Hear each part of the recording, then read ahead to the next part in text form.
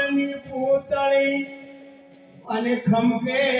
ચોને પાકી જાય પણ મઢીલ્યો મારા રામના નામથી ના કદી ને ટુકડા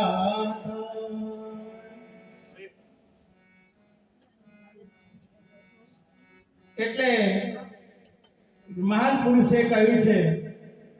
કે પંખી ઉડું રે પ્રભુજીના દેશ પંખી ઉડો પ્રભુજીના દેશ એને કીધા છે સિનારા મેરા પ્રભુજીના દેશ